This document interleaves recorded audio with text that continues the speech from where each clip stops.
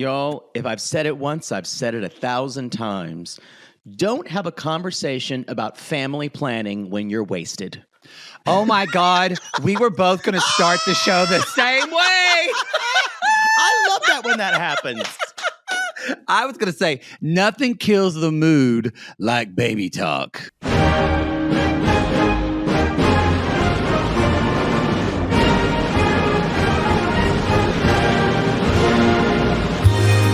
Hello, this is Captain Poodle speaking. Are you ready to find love? Yes, ahoy, matey. Love. Exciting and new. Go online. They're catfishing you. Shocker. Fiancé. Soon you'll be flying to parts unknown. 90-day Fiancé. Marrying someone you only met on your phone. Be they French or Chinese, a brand new K1 visa's the key. Ooh, the key to what, Poodle? To love. It's reality gaze. Let's love. Especially when you're drunk. And just wanting to eat McDonald's, but you're really, quote, healthy, so you go home and cook eggs. This is the stupidest thing ever. I'm not sure. But it's kind of real world problems because real drunk people do this. They get drunk and they get home. True. And they're like, you get hey, serious. Why don't you hold me after we have sex? I'd like that. And then something really fucking deep comes up. And yeah. Yeah, that happens. you sound like I'd hit a nerve. Yeah, that happens when a certain person that I'm seeing sometimes has a little bit of alcohol. Wants to talk about serious things. And I have to say, can we not do this now? Which sounds like the most avoidant thing in the world, which is a very common thing for me. But honestly, y'all, if you have like a partner or someone else like that, come up with a sign, but between the two of you that just like I don't know, Gatorade that says like, hey, this is something we don't need to talk about right now. We're either tired, we're a little inebriated, heavy conversations do not need to happen. No, drives you can me just up say, the wall. hey, I'm drunk right now, but I care about this conversation, and that's why it needs to be a sober talk. That's a really nice thing to say. Yes. About it. Yes. Now, granted, that person would probably go, fine.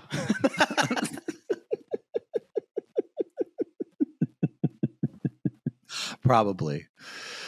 Oh, wow. That's funny. I love it when we do that. Y'all, this is 90 Day UK, Season 3, Episode 6. We don't know what it's called.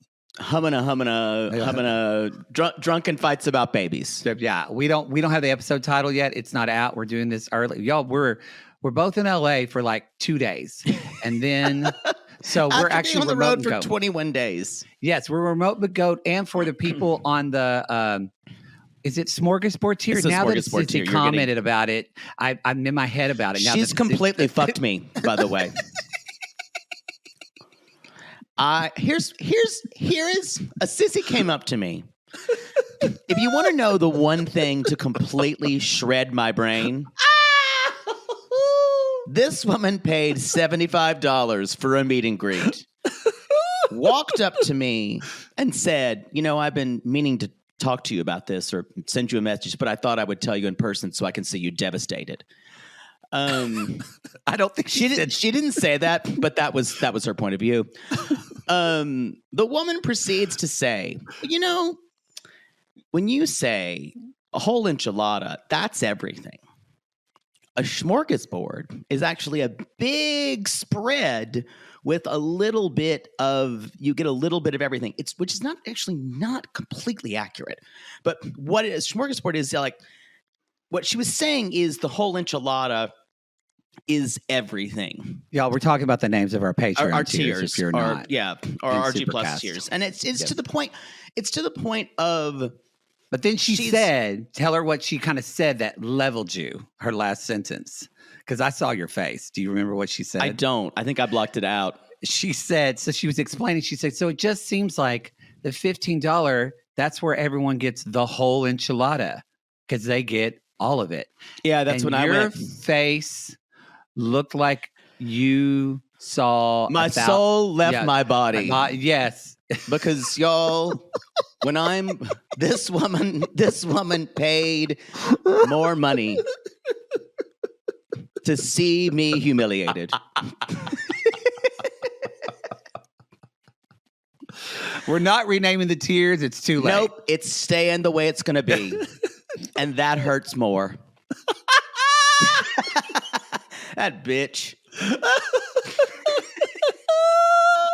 So that all being said, for the people in the $15 tier, this is an intimate portrait. So you're getting a video of this podcast. So we're going to be doing this, and we're going to be redoing Happily Ever After Part 2 from Charlotte because that guy fucked it up and didn't record it. So there's going to be a video We'll of that talk too. more about that and how that happened. And it's going to be one of those shows, y'all. When we did the live, which is really obnoxious because it sounds like we're just making shit up. Yeah. The people in Charlotte saw it, though.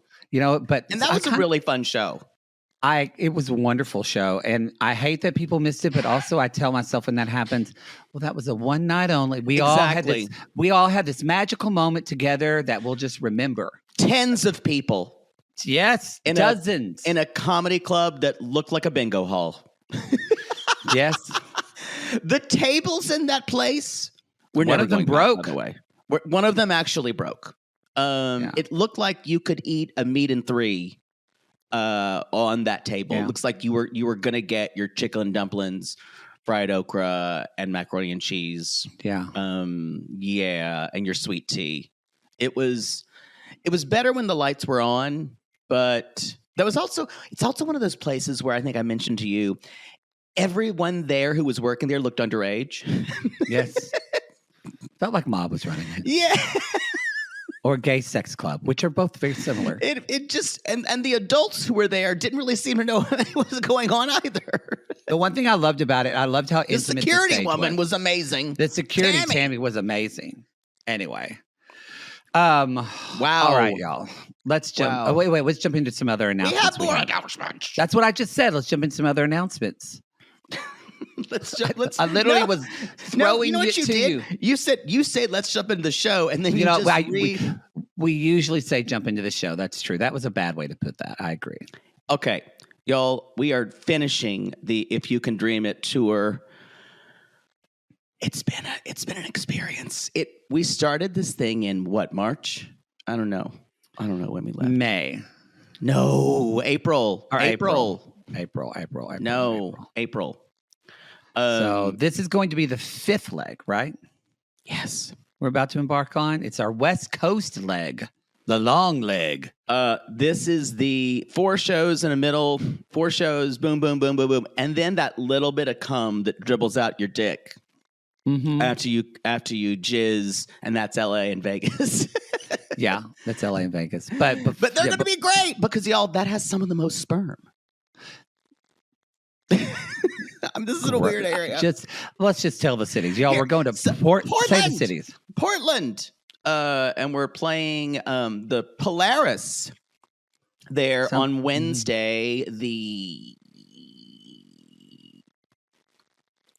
What day is it? It's we're the 18th. It's the 19th. It's the 19th. It's on Wednesday the 19th, actually. Wednesday the 19th. Portland will be doing a live show. Because where else should you spend Juneteenth at a show watching two white gay guys talk about reality television? Mm-hmm. That's going to be perfect. Honestly, I'm going to be offended if any black people come. I'm like, why are you here? You should be doing something else. Maybe they celebrated in other ways earlier in the day. That's true. Do what you want. I'm not going to be offended by anyone who comes. I won't. In fact, we should invite everyone to come. We are. I wish we had time because Portland, they have fully nude strippers. You keep saying this. I've never been able to go. It is. Well, you know what? Go on your own fucking time. I never had time because we're going from Portland, and then the next day we're flying to Seattle and doing a show on Thursday night in Seattle. No, I mean, you say you want to go. I'm saying fly up there on your own time. I'm not flying to Portland just to see strippers. I'm not flying up there I could though. Anyway, focus. Thursday, Seattle on the 20th. Triple Door. That sounds like a place Poodle puts his butthole.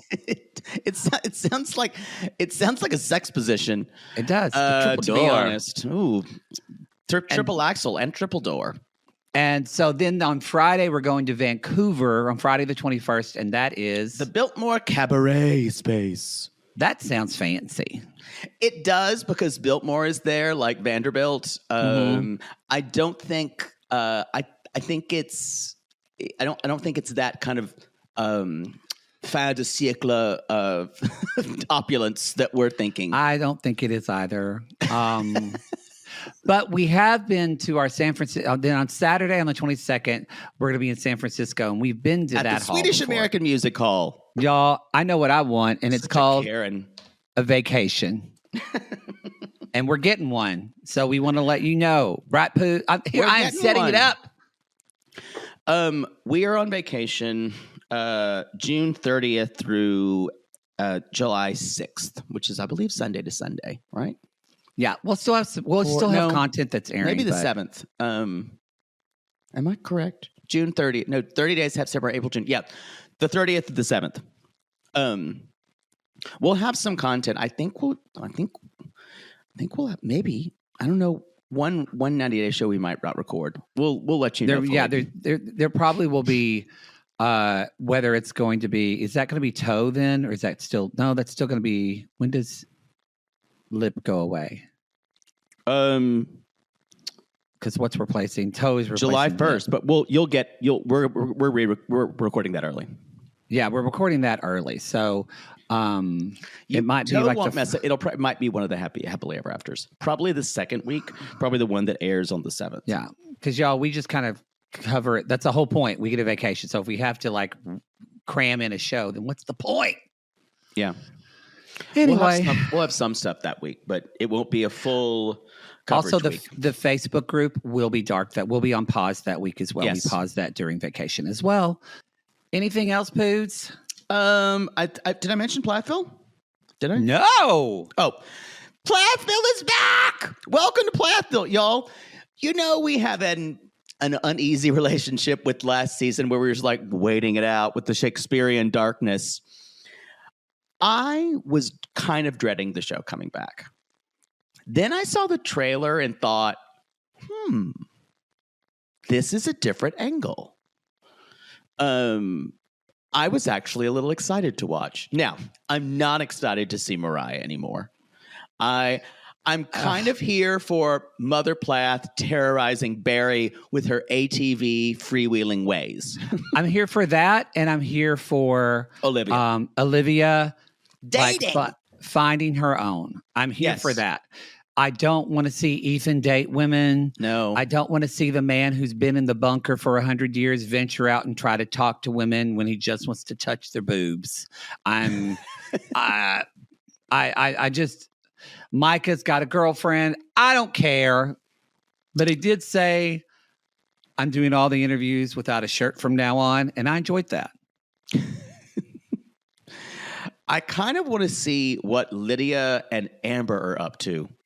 Because I still have Amber's the great white hope. It was a pretty funny shot when Mariah's at a bar. She's like, can I have a whiskey? And then Lydia says, Shirley Temple, please. And Mariah just looks at her. So I think we're still covering it, y'all. We are. I think all of us are. I can't imagine it going on another season. I just can't imagine. I don't know. Mama Plath wants that money. That's true. She is on an ATV looking quite like a lesbian. Yeah. So. Yeah.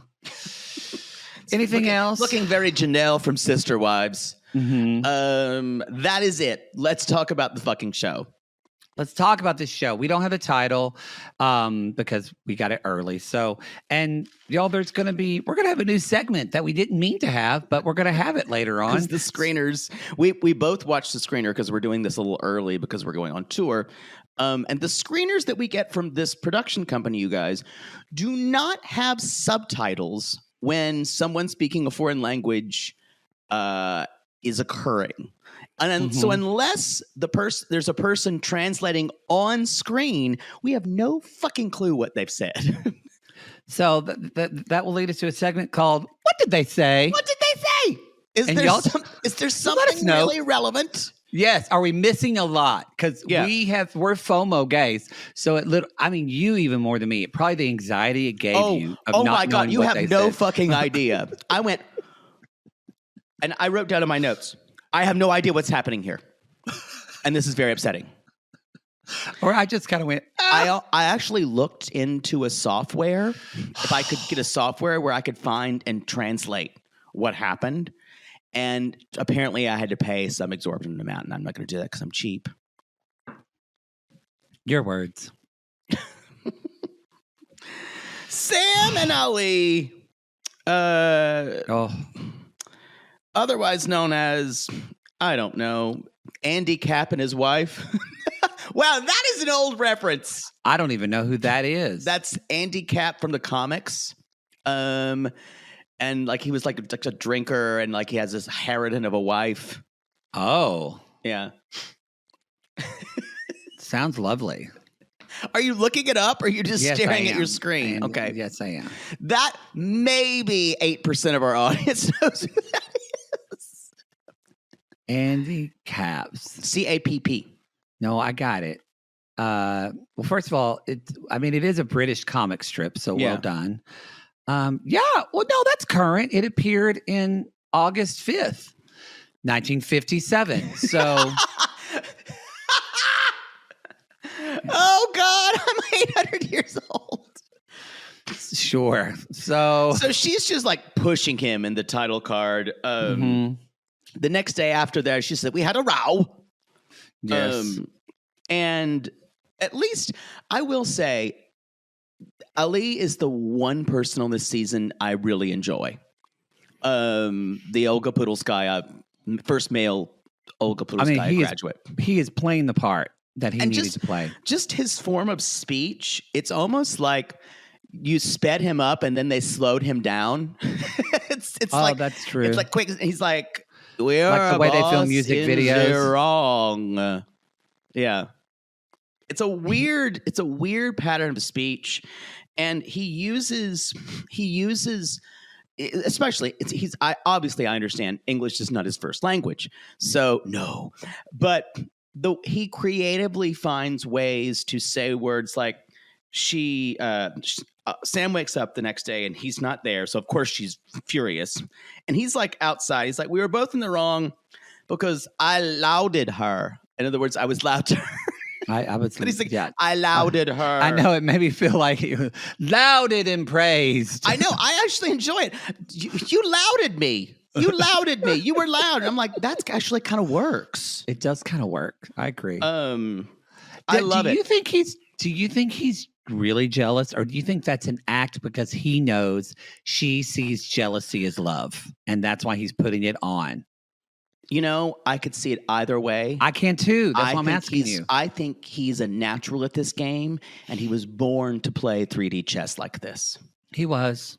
And he is both naive, and he's a born hospitality person.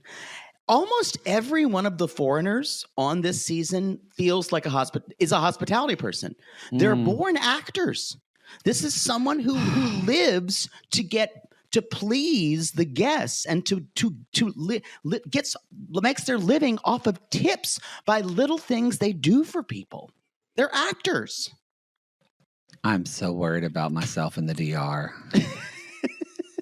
I swear I just got my travel book yesterday. You bought a travel book? You're just walking around. Could you be more of a tourist? Please don't carry it around. I can carry it around if I want, but I probably won't. Someone will mug you. it won't fit in my satchel, so it's too big. Your for that. man bag? Actually, it's not a satchel. It's basically a purse. Let's be honest. Well, it is, but now everybody has them. Those like cross bags. I bought one in Chicago. I bought a cross bag. It's got dinosaurs on it. That's cute. I felt led towards it. I did. Well, it looks very masculine, though. Sure, I'm sure it does on you. Really positive. I'm sure. Yeah. See, so yeah, she's pissed. He said, "Can I meet you? I'm outside." And so she comes out and he's like, "I was thinking about you. I'm sorry." And he said, "Yesterday I put my phone." I feel like this is great on him because he's basically saying, all I wanted to do was spend time with you. I put my phone away so I could just focus on you and be with you. And that's why I reacted wrongly. But he basically says, sorry, I was an asshole, but it's just because I love you so much. It's because my jealousy is strong because I love you. You need that jealousy. Because if you don't hit someone, how will they know if they love you? Boy, that shit works on her like gravy on a biscuit. Anyway, he also says another Alley-ism. She's voice is so pissed. He's just one of my favorites. I love this guy, and I think he's completely a scammer, but I think he's charming as hell. Someone in the Facebook comments that his eyebrows give them Tom Sizemore, and that is exactly what it is. Yeah. You don't know who that is, do you? Kill Bill? No. Come on. He's a character actor. I like that name. Tom Sizemore. Oh, my dad. Your dad knows who Tom Sizemore is. Just went off. Oh, yeah. By the way, y'all, happy Father's Day. And happy Father's Day. And if it's a great day for you, great. If it's a weird day or a sad day, all of those things are valid. So we hope you're doing what you need to do. I know it's a harder day for you. I share this with you because on a day like today, I think of all the men that I called daddy who are no longer here, or maybe who were old enough to be my father, grandfather. Really, with some of the ones. And if it wasn't for their children, their adult children with lawyers, we would still be together, or they would still be alive. Yeah. So I share your pain. I see more and more why you love Saltburn so much. That's a fantastic film. That's okay. The thing is, the film was so much more self-aware than people give it credit for, and people who don't get to the film with self-aware didn't love it. That's the issue. We don't have time to talk about Saltburn. You brought it up. Well, it's true.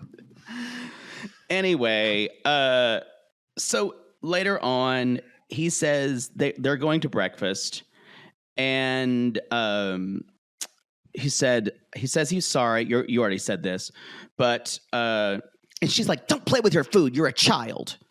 She's miserable. Absolute, just a real vile human being. Yeah, she's not. She's really. I have to say, I don't see the love at all in her. Like, I don't see her love for him. I feel like it's, I think she's very selfish, and this is all about just, I feel like she wants to get him over there, not to start a life, but she thinks he's so put him cute in a cage. And charming. I think she kind of wants to put him in a cage, but also show everybody, like, look at my cute little Turkish boyfriend. Yeah. Yeah. Mm-hmm. And then occasionally she'll just rattle it with a cane, and he'll dance around, and she'll throw your hand. Oi! And just occasionally just throw in pieces of banana. Yeah. That's what she wants. It's gross. Yeah. Actually, that's kind of what Charlotte wants too. She's really not aware of it. I had different feelings about that. I really was moved at their segment this week. I think come on! I think they're the heart of the show. You're a complete. You're deluded. No, it was sweet. I'm gonna completely take you down.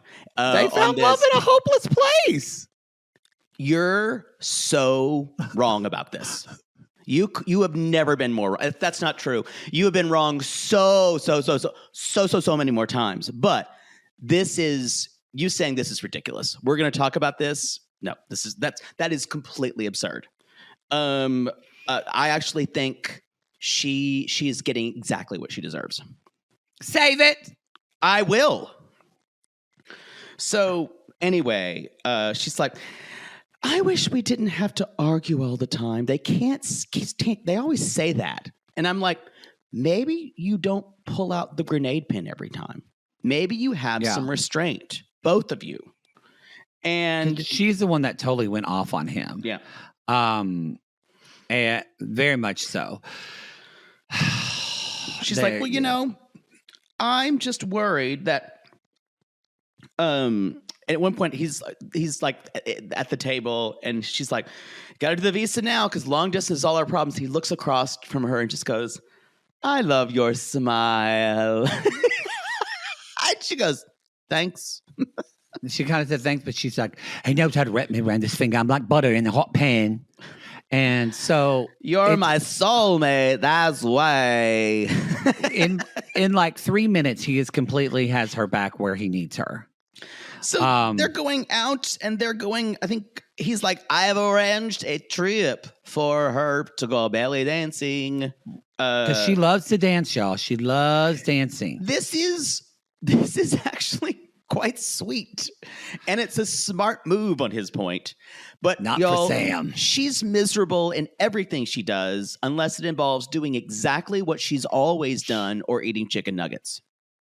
Yes, those two things. Because she only eats chicken nuggets because that's all the spice she can take. Because her palate's trash. Nothing on the bone. So he's a good sport, belly dancing, trying to do that with her. She's of course looking at the woman who is as belly dancing traditionally less than. She's wearing clad. A sparkly bra. Yeah. You can see her belly because it's belly dancing, and she's wearing pants, and she's very fit. And blonde. She's stick thin, and I'm 10 ton Tess. So she already feels in her head. What is the best part of this watching to me? Because Al even says, "I cannot look at dancer," and or she will break my hand. She will break my. And you see him, y'all. He is not like if his eyes start to look at her, he immediately goes no, and he makes himself look at her, and so he's just watched. Oh, I laughed like a fool. It was hilarious. Segment. Hilarious. He kept looking. He's like, can't look ahead. I kind of look at her and just look straight ahead. It was like someone was pissing or shitting in front of him and you don't want to watch it. So every time your eyes go, you go, no. So, and he's like, maybe you will show me what you learned tonight back at the room. And she's like, no, my belly dances when I eat. Anyway, later on, I guess that she doesn't like the room, and he's like, fine, I'll get us a new room. And he's like, she is happy for the first time. And he said, finally, something she likes. So they go to a dinner, and of course, Sam immediately Sam's like, I thought we'd go to dinner. I want to take somewhere nice. But then immediately she starts bitching about how he always orders the most expensive thing on the menu. This is the thing. Almost everyone, Charlotte and Sam, and kind of Tony in this way, they want to have it both ways. They want to have this person from the other country, and they know the finances could not even be close to equal. Mm-hmm. But there's this idea that they want the other person to be so just constantly beg them and be thanking them for everything. And the other person should have if the other person orders something, like, boy, am I the bank? And when I would look at them, I'm like, yes, you are the fucking bank. That's the thing when I would say with Charlotte. She's like, so that's very expensive. It's a lot of responsibility. You're the bank. Yeah. What is it? What did Ashley say? No soy to banco. No soy to banco. Soy el banco. Sorry. What's S? To es el banco. To es el banco. I feel like one day, if you ever learn Spanish, you're only going to be able to do it now in Ashley's in accent. literal mente accent. Yes. Tu eso banco. All right. So they sit down and eat, and he has to go to work tomorrow. And Sam is like, why worry about all the girls in the hotel? And I'm like, shut up. Shut up. You know his job. You know this is what he does. You don't really get it right. This is how you met him. Yeah. And I know that freaks you out, but like, what else is he supposed to do? This idea of living in this liminal place where you can have everything you want with someone and the other person who is at a economic disadvantage, it's gross. And you just expect them to roll over and do whatever you say. And you're going to have a problem anytime they need to do something that's not to your liking. It's fucking awful. That's like half the people on this season. And when she says, you can make nice tips without saying nice tits, I disagreed. He needs to make nice tips and talk about their tits. But that's what he did for you. That's what he did for you, yeah. It is the hubris of these people. And yeah, the Americans have it too, but no season of 90 Day has ever been packed with this many people who are both just so full of themselves and also so dumb at the same time. I don't know if that's possible. And where is she again? She's in Is she in Newcastle? Newcastle. So that's it because Sissy's came and Tony is from Newcastle as well. Right. So maybe that's I'm bringing that up. Like maybe where they are, there's much more this kind of. I'm not xenophobia, but no, it's more provincial for sure. But the issue here is Tony's even worse. We're talking about them next. Because Tony says he lives in London, and y'all, have you noticed at the beginning, Tony was speaking a lot more posh than he is now. He's drifting into especially when he's drunk, he's drifting into a Newcastle accent. This guy is so fake, smoking mirrors. He is a fraud. He is an absolute fraud. He's frauding himself, though. He doesn't even realize he's a fraud. Because he likes boys. Yeah. Let's talk about Tony, 45, and Nui. I didn't get her age. We've seen them before. You don't need to do ages. I know. We do it one time. So he's picking Nui up at the airport. And she's like, he's so handsome. He looks so yummy. And she's kissing him and hugging. But Tony's like, I've got a bombshell to drop. I would be pissed if someone I knew had a home in London, but then I arrive and they said, hey, we can't come to my house because I rented it out as an Airbnb. I would feel punked. This is such bullshit. This is all a lie. There is no house. That's what made me think. I was like, you remember how like, his home is so beautiful? I went, that's not his home. He's just renting something. He's renting something, and it's a piece of shit. He lives in like a 1-bedroom flat somewhere, y'all. But like right above Jack the Ripper Alley. That's where he is. There is no store. There is no house like there is no makeup store, y'all. He does not own a home. No, he does not. He does not. That whole lifestyle of private security, I guarantee you he has some type of debt or something that is a drain on his finances. It's all smoke and mirrors. It's all about the illusion of it. Poor Nui just hasn't figured it out yet. And I don't know if she is. And apparently that's what her mother was worried about. I didn't know because I didn't watch. I couldn't understand what she said last week because I watched the the preview. Anyway, they're going into their Airbnb and she says, it's beautiful, but it's not home. And he's like, I'm gonna cook bangers and mashed for her tonight. Because it's very English, and that's who I am, and because I'm being hospitable. He's like, but I also don't know how to cook. So, a couple things are happening here. He actually does know how to cook. So he's setting the bar low because he thinks he's trying to make good TV. So he probably does know how to cook, but he's not great at it. The food looked pretty either overly salty or unseasoned. Probably a lot of it came from mixes. they didn't probably show. But this guy's a complete fraud. He's such a fraud. Bullshit. And also, of course, she's not going to like this because this is a very different food than what she's used to eating. Very different. And she's like, where's the fish sauce? Where's the chili? So later on, or before that, he's very stressed. She does call her sister. We have no idea what she I don't know what they said. They had a conversation. There was no translation. So we don't speak Thai. But Thai sisters, tell us what they said. I think that we don't need that because the people I promise you when it airs, the translation will be there. The translation will be there. Yeah. So later on, she's like, he's like, open your palate. Don't be negative. He gets so defensive I'm very quickly. Stressed.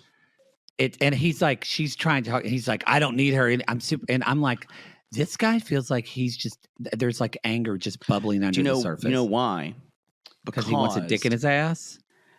That's the underlying cause. But the idea of someone, she's great thousands of miles away.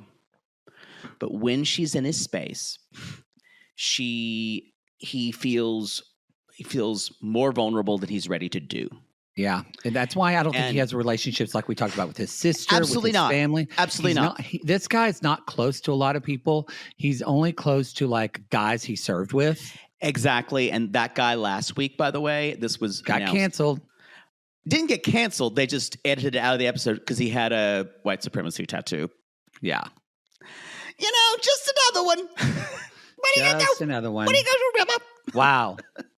You won it and you tattooed it.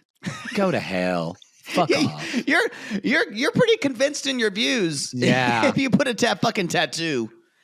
God damn. It's fucking Enjoy trash. purgatory, you piece of shit. No, they go straight to hell. Like Dolly sings it. Anyway, so she's like, maybe he's eating the food. He's very offended that she doesn't enjoy her first bangers and mash. No, it's like he's trying to do the most stereotypical British things possible.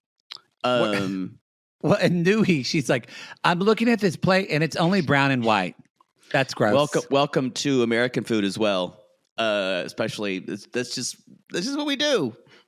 Anyway, yeah. Newey's like, how about I'd like to cook from now on? I think that would be nice. And she's like, also, my family would prefer that I meet your family to see how things are. And he's like, well, my family have a lot of questions for you too. And so then that night they're coming back. They're both a little drunk.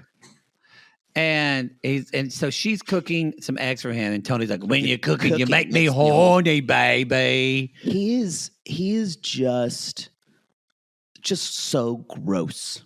I everything about him is just disgusting to me.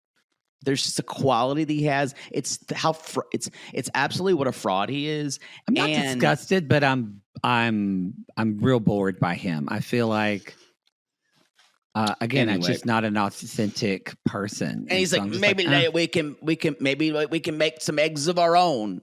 And I don't even know what that means. She has eggs, yes. She didn't know what that means either, y'all. Because oh yeah, I remember her age now, y'all. Don't get it twisted. She's 41. She's 41. She looks really young. She literally looks like she's 30 years old. So, but bitch already had 2 kids. And she has 2 children. And she done.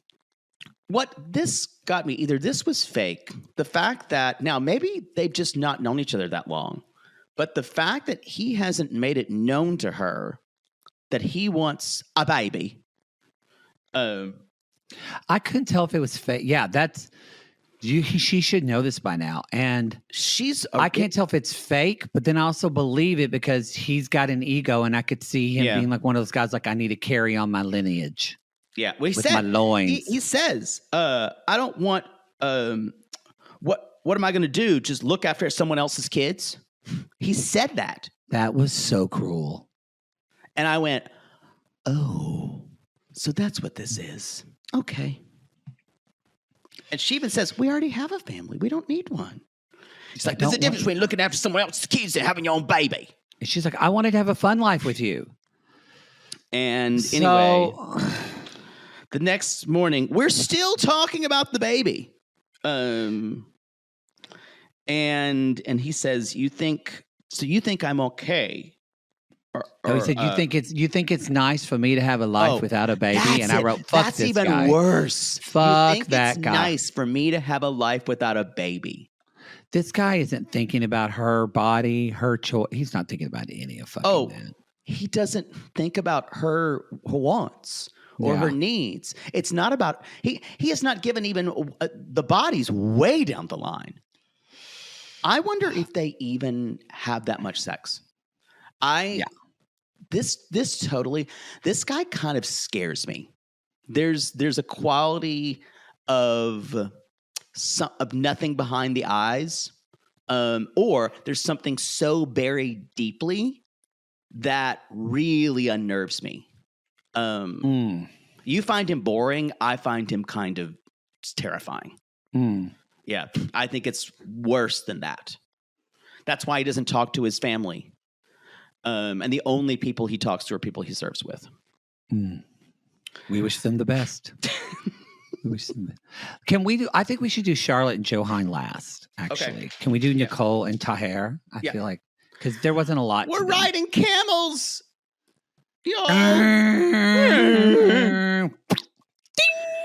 She's actually kind of screaming, which is funny. She's like, "It's just very dramatic to be part of being British."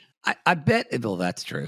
I bet it is though. You're on this camel and then it just gets up and it's tall. I bet you would scream. I think the way it does, I would kind of goes really, really forward. And it's really, jerky. Really back. Yeah, it's very jerky. Camel, you're jerky. Yeah, sounds like the Jerky Boys. We would for sure scream. So, but then she gets used to it. She's like, "Oh, that's really nice." And so they ride it. Then the next day, this is interesting. I actually find their story interesting, even though it's DOA and going to go terrible. But it's interesting when her reaction when she went to his village, which is much more remote. Yeah. And like even when you see it, y'all, it looked like something something you would see on like where they film like Game of Thrones or something like that. It looked thousands of years old. And she talked about that. And she's changed her dress entirely. Yeah. It's interesting. You think it's DOA.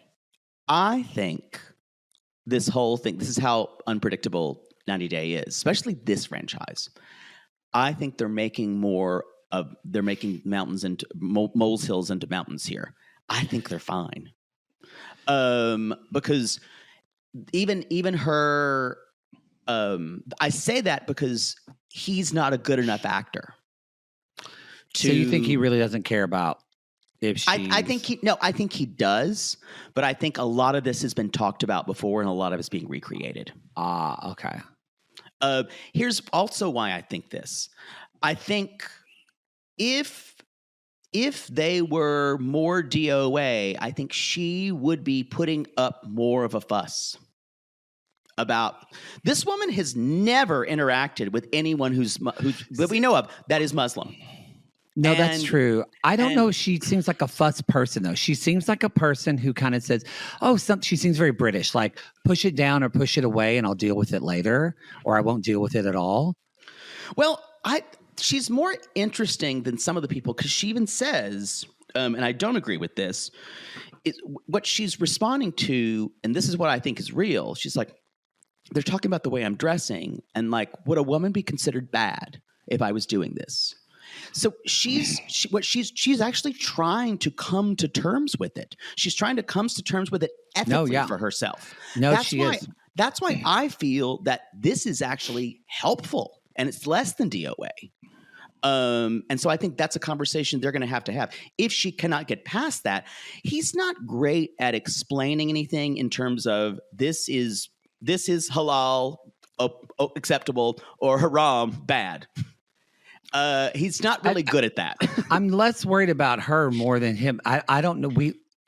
And this is still new in their plot point, but we haven't seen him kind of We've seen almost nothing of him. I feel like he's doing what we've seen before, kind of in situations like Mahmoud. Miss Mood would kind of do this when they were in Egypt. He would kind of give lip service to whatever she was saying, but not really expand upon what he really wants and expects from her. Right. But he often frames it like he's talking about the culture, but I feel like it would be very different if he said to Nicole, I want you to do this. I feel that because that would feel way more personal. Well, do you remember last week or 2 weeks ago when he just went, I don't think I want to go to the UK. I'm nervous.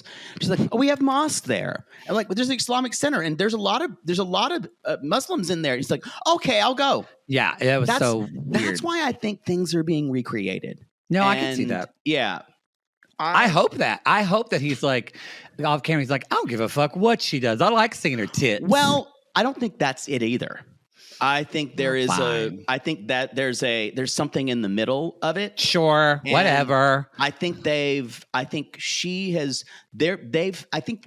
already found their middle ground, and we're seeing it being recreated. There could be a lot of recreation, but it is interesting to see like how she talks about. I don't want to raise my daughter this way. He does. Yeah. I don't want to. I want my children to have freedom because y'all, that becomes very different what you can sacrifice than what you want your child to be raised in. That's a great point. And I want to point out Taher and Mahmoud are very different people. No, yeah, that's true. And so I don't know if that's an effective comparison.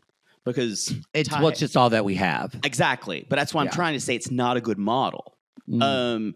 And I think Mahmoud, who was brought up as a baby in his Mahmoud's culture is even more conservative that he was brought up in, his faith. And Taher's where he was, yes, but he's already working at a resort. He's already doing these things. And he's much more worldly than Mahmoud. So what's happening? I guarantee you, y'all, he's going to get to the UK, and not going to. He's said, "I'm worried about losing my faith." This is someone who's already curious about the world, who wants to go out and learn more. I think they're going to find a more moderated way of life. Yeah. Well, his older brother has an opinion on it. What did he say about it? Oh, wait, we don't know. We don't know because we didn't get the translation. It wasn't translated. So that brings us to our segment. What'd they say? What'd they say? We don't know. It's interesting. They're talking about, this is what I feel like is recreated. Or maybe that Nicole is just so completely dense with anything about Islam. She's like, wait, you're boys and girls, they're not in the same class. And he's like, no. They just don't mix. That's just like, has she never watched any news program? Like maybe this isn't a did you know this? Did you know that I didn't know it like actively. Someone said, do you know if sexes are separated in school?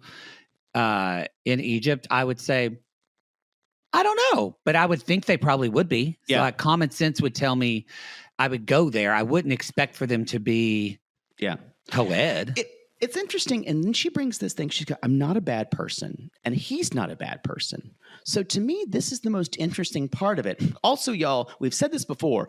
Religion does not have a monopoly on values or morals. Who said that? Was it fucking Alex from Love in Paradise who said a religious man, a godly man will have the values. A religious person does not have the monopoly on values. No. If you're non-religious, you can have values. I know it's ridiculous. I have to say it. Don't look at us though. I don't have any values. So.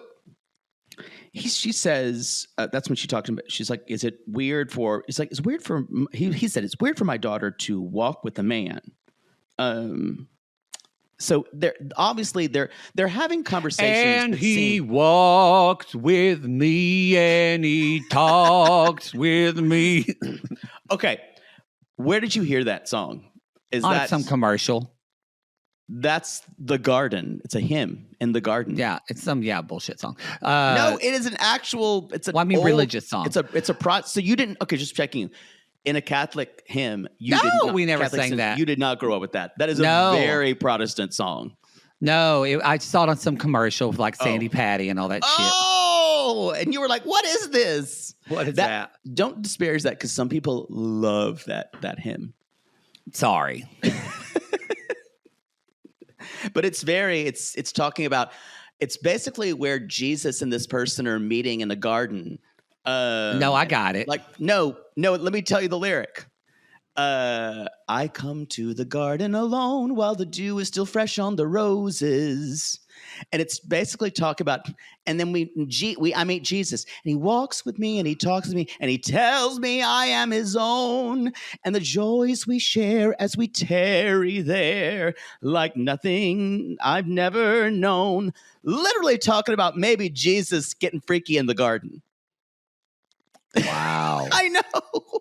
I like that you told me not to spare, and you just said people are going to fuck Jesus in the garden. I think it's a very interesting song, but no one ever thinks about how it could be slightly suggestive. But I did as a child. Now someone's going to hear their grandma or grandpa singing that song, humming it to themselves, and they're going to think about Poodle getting banged in the garden. By Jesus. Like, I thought about that as a child. I'm like, this feels like a love scene between this person and Jesus. You ruin everything. Anyway. I'm done with them. Do you have anything? I find that they're one of the most interesting, I feel. Yeah, I like this watching season. Everybody else is just like another hospitality worker. Even though Taher was a hospitality worker, that she saw on vacation with her fiancé and then broke up with her fiancé and got together with him. Anyway, all right, let's talk about Charlotte. 34 Johan, 21. Johan. They're looking at wedding venues. They're out on another beach. And, okay, this is where, so I actually think, so this is why I'm not like, where I feel like this is different than Sam or whatever. I feel like a lot of this is recreated as well, because this whole thing about this wedding being so huge, when they sit and talk to the wedding planner, she's like, well, I was just like my mom there, like 2 people. And she asked Johan, how many people would you want there? And he said, maybe like 10. Yeah. The way Charlotte has been describing this plot point the whole time, we even made a bit about it. It sounded like Johan wanted 50 people at their wedding or more. Yeah, but he says, I would like for your friends in England to come too. And I'm like, why would he care about that? Why would he? I thought that too. I'm like, I don't know if he wants to feel valid. I didn't get that. Here's what I keep reacting to. And this is when I was talking about earlier when you said it was sweet. And maybe this is pushed by producers, but every time it happens, I said that to rile you. But okay, good. Okay, thank you. Because I was gonna have to say you have never.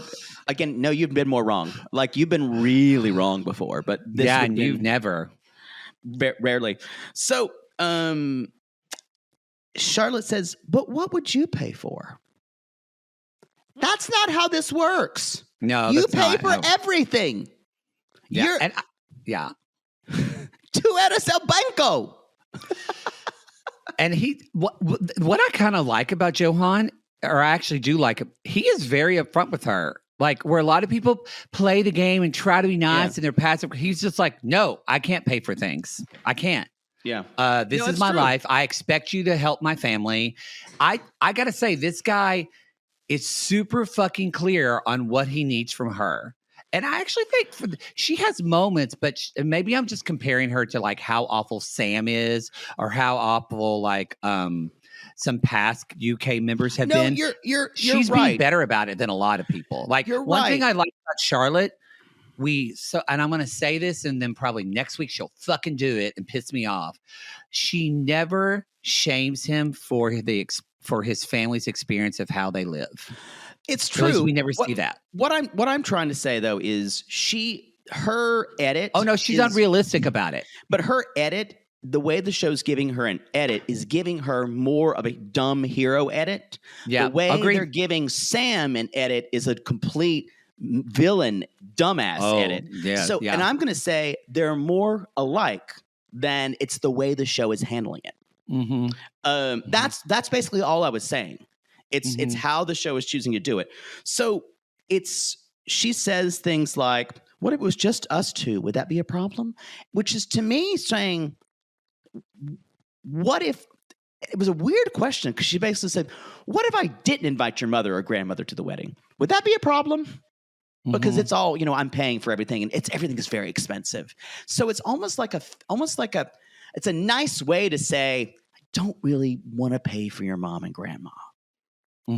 But at the same time, she does things like, we bought everybody lunch. And I know it's very important. Her in the moments are very different than what she is experiencing in real time. Yeah. And that's why I think they're trying to give her some type of redemptory edit than how she acts. It's very different than Sam. She does say, though, when she's with his grandmother and they tour the house and everything, and they don't have running water. It's very, as Charlotte says, it's very, again, she just says it's very basic. It's like Johan from Miserable Bitch. They didn't have running water either. But even she had a stronger reaction to like, oh my God. And like, she doesn't. And so she says they're sitting there eating. She says, tell your family that we will never forget them and we will help them when we can. And then Johan's grandmother says something, but we didn't know what it was. We don't know what it was. No, because and then Johan just says, she said, thank you. Yes. Even though she said about 4 sentences. Anyway. What they say? So later on, she does say in her talking head, she says, being accepted by Johan's family made me want to help and support them as much as I can. And I went, but if you were truly being kind, it feels like it is a weird way to say it, but it's almost like, since they accept me, I'm going to give them money. It was a weird construction. Well, hey, if I was with someone and we were gay and his family didn't accept me, I wouldn't give him my money. But it was phrased as a qualifier. Very different. I'm telling you now, it is. But it is for me. You wouldn't say it that way. You wouldn't say being accepted by his family makes me want to give them money, because otherwise I wouldn't. It's the way she's choosing her terms feels like white savior lady in the DR. No, I do think she has white savior lady. Yeah, for sure. And it's still gross. And the edit they're giving her is kind of dumb bumbler who means well, but there's all this other shit that kind of gets thrown under the rug.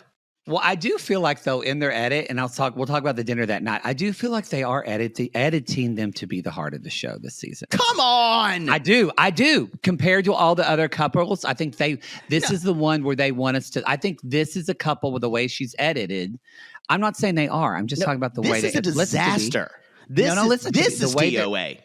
But the way they're editing it, I think that's what I'm trying to say. A deceptive edit. I think this is the couple they want us to root for. But you're saying this is definitely a deceptive edit.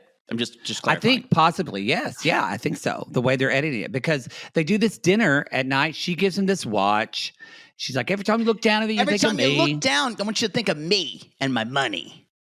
Well, that sounds like something young Poodle would do. Give someone a gift to remind them that you're watching. Then he asks, maybe not the best time to do it, but tomorrow we need to go to mom and grandma and give them some money, 60 for mom and 80 for grandma. And she goes, what does she need it for? I didn't like that. Just go. I guess. Like, you saw where they live. You know what they need it for. That's when it feels super small after that. Yeah. And after he says, things like rice. Yeah. And I'm like, I don't know if you need to further explain yourself No, after I they think- need that money for rice. I think Yeah. we get it. That was he starts crying Yeah.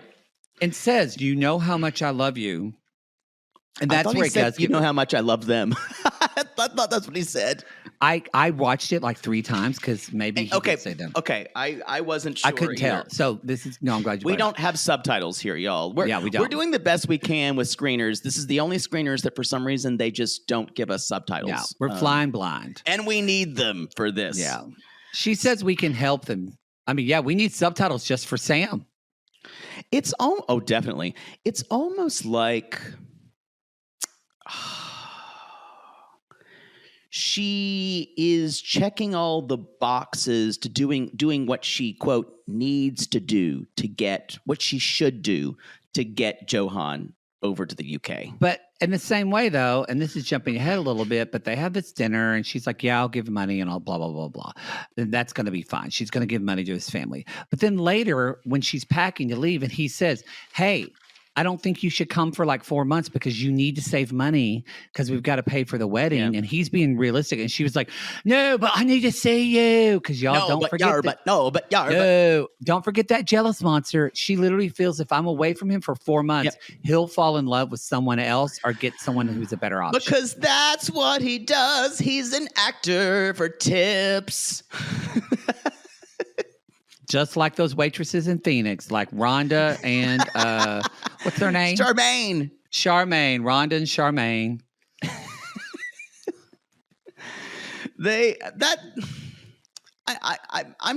When I say that, I'm not disparaging that profession at all. But it's like that's what turned you on to it. And then you're gonna keep calling it out and disparaging them for it. That's what they do. It's the whole thing is like the scorpion stung the turtle or whatever it was, and the turtle's like, "Why don't you fucking do that?" And the scorpion's like, "Bitch, I'm a scorpion. That's what we do. I'm a poodle. Bitch, I'm a poodle. That's what we do. We sting people. We bite people." Sorry about it. Anyway. She starts to cry. He says, "We'll be together soon, I promise." And Johan, to really cut things even further across, says at the end, "I want a visa so I can go to England and help my family." That's the last thing in the show. Yeah. This storyline, I think, to me, I know that you think that we're expected to think it's the heart of the show. This show's the most this storyline's the most frustrating one to me, and they're leading off with it a lot. Sam and Ollie are more frustrating for me. No, I have fun. I have fun because he's there. Because Johan, if Johan doesn't give us enough, I think he's so deep. He's focused on the con so much. It's hard for him to kind of. To find little bits. I think I like it because his circumstances feel bleak, and I don't mean I like that they feel bleak, but he seems kind of. There's something that there does seem Johan like his desperation to change his circumstances is showing, and I probably need to process why I enjoy watching that, but there's something human about it to me. It's not that frustrates me. It frustrates me how the story is being told, and she can't get it through her fucking thick head. Frustrates me. Who says that? I don't remember. That's all I have. Show. That's your 90-day UK. All right, we're wrapping this up quickly because we got to do another show. But thank y'all for listening. The next, will we be doing? We're doing Happily Ever After, our live show in Portland, part 1 of episode. Is it 14 or is that this week? No, I'll pull it up real quick. We're going to be doing, so in 15. Portland, we're going to be doing Happily Ever After, episode 14, part 1. Seattle is episode 14, part 2. It was 14 or 15? Yeah, I'm looking at the Dino list that you created. Okay. So yeah. And then y'all, Friday, you're right. You're exactly right. Friday is going to be Lip. We'll be doing Love in Paradise in episode 9 in Vancouver. Yes, episode 9. Oh, you keep talking because I want to hear it. It's episode 9. Shut up. Love in Paradise, Love in episode Paradise. 9. Episode 9. Stop it. I fucking hate you. You always talk over me. Anyway, and y'all, we're going to announce San Francisco show. This is huge. And I will be announcing it soon. It's going to be a Bi-Curious show. So we will. I will let you know what those 3 shows, what those 3 options are soon. To vote on that, you have to be an RG Plus. So Right. if you want to, even on the $5 tier, if you want to have a say in that, you are going to have to be in that to vote. But Right. it will be. We are going to pick a show that for everyone. It's going to be a show for everybody, and everyone will have access to. It's going to be a wild night. Our producer Christine is coming in to help keep the reins on. It's a big audience that night too. We're going to be in those thrones like we were last time. Yes. Oh, and that reminds me, House of the Dragon's back tonight. Oh, that's right. Oh, I'm excited. I know. I need to what is it? Is this season 3 or 2 of that show? 2. Okay, I need to watch something that I've completely forgotten what happened. Oh, they'll have a series thing. So yeah. I completely remember don't at the remember end anything. with the woman, I forget her name, but she came out. She was wearing green, and you went, "Oh yes!" It was so good. All right, everybody, that's the show. We call these lads and lasses lonely hearts because aren't we all just lonely hearts from across the pond, poods? Keep going. There's something you all say. Looking for blah blah blah. Oh yeah, looking for love in all the wrong brothels. in all the wrong Jack the Ripper alleys. And if you have ever just wished we would stop louding you, and screaming at you, louding. If you ever wish we would just stop louding you, I like that. It's more of an object. You can call us. You can Give us the ring. Give us the ring.